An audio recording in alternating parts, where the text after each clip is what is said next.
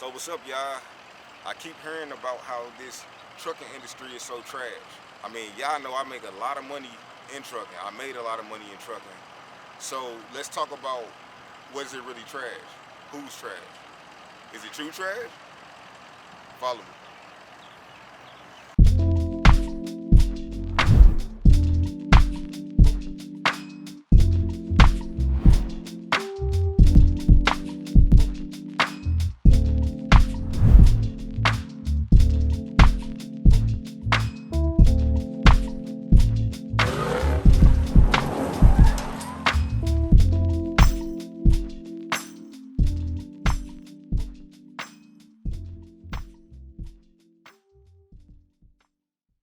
So the headline is the trucking industry trash? Right? I've been hearing this for about a year or so. My main question that you got to ask yourself is who, to who is the trucking industry trash? Is it probably people who just recently got in, who haven't been in for years, that know about the ups and downs of the industry? Because keep in mind, is real estate trash? Let's talk about that. Is real estate trash? Or have the same people who've been in it for 20 years still been getting their money, just like the people who've been in the trucking before the big boom still getting their money? Is it as fruitful as it once was? Every single business has its ups times and down times. So we gotta make sure that we listening to the right people and advice, because a lot of people was the people who got in on the trend.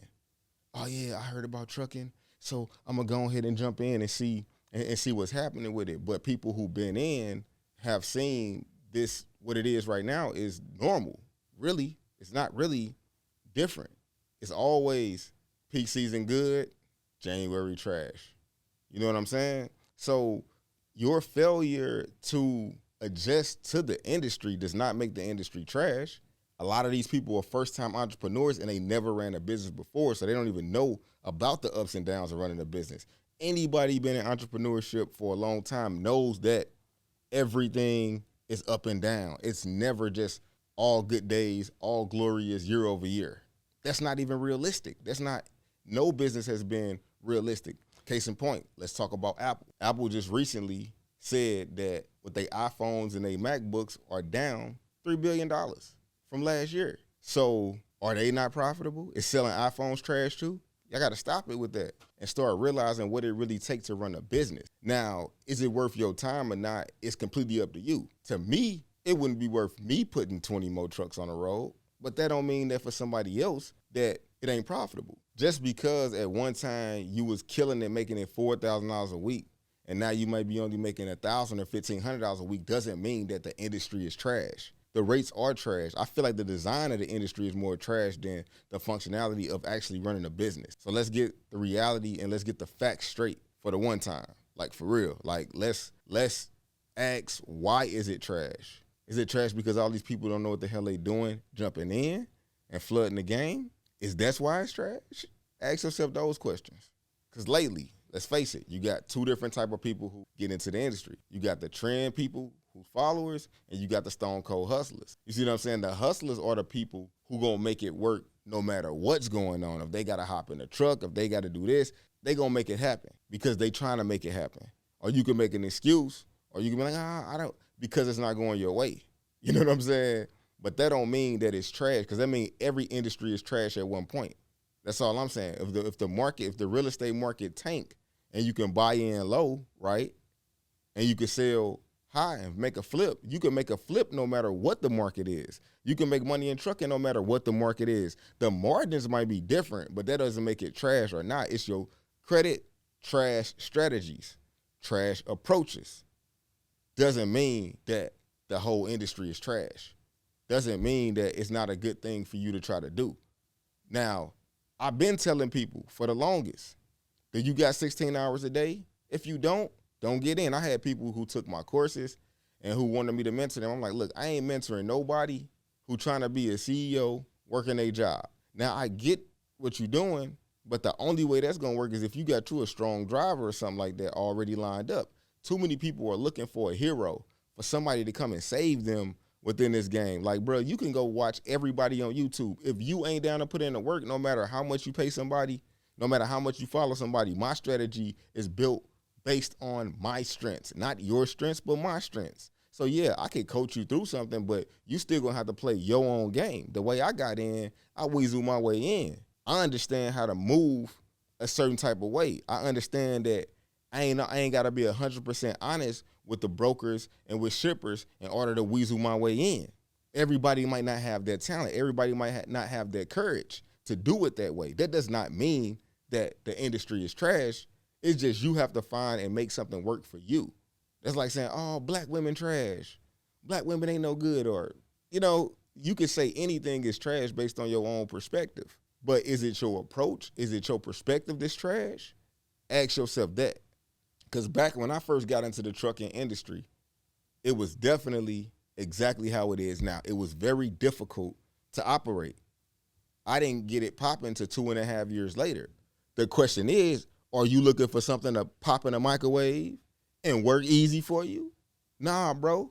It's not a microwave game. It's an oven game, period. Business in general.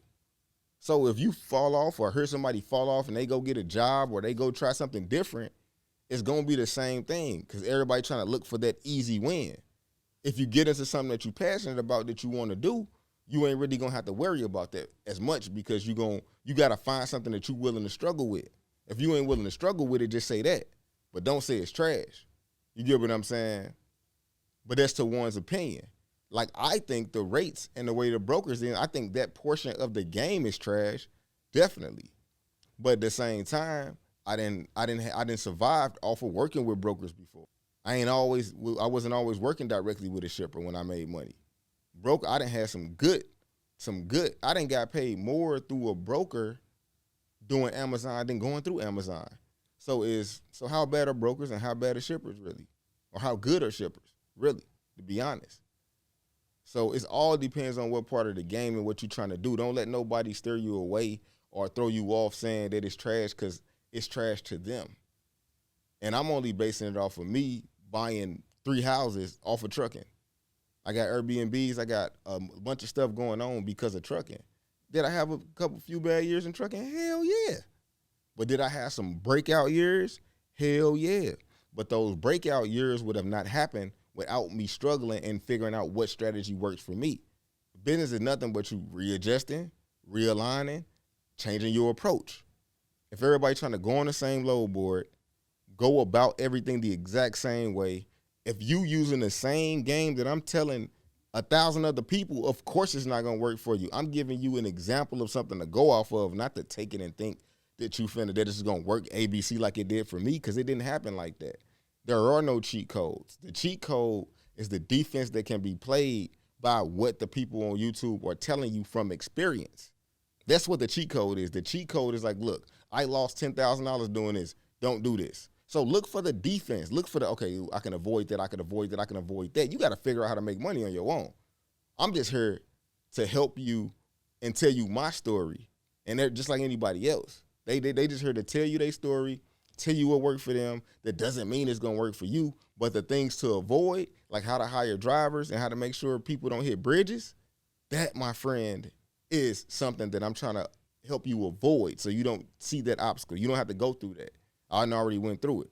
That's what the education is about. So if I can save you from losing 10 bands, then I done my job on her, which I done saved plenty of people money. It's people who got my whole system that I talked about, and they made it work for them in their own way, and they getting bread off of it. And it's a lot of other people who quit and went back to work. I know it. I had several clients. Let's get off and move off all of the, this is bad and it's good, and just say, hey, look, I haven't figured out how to make it work yet. That's pretty much all you can say. All right, y'all. Like I said, if y'all need consults, my website is up, Cobypegway.com.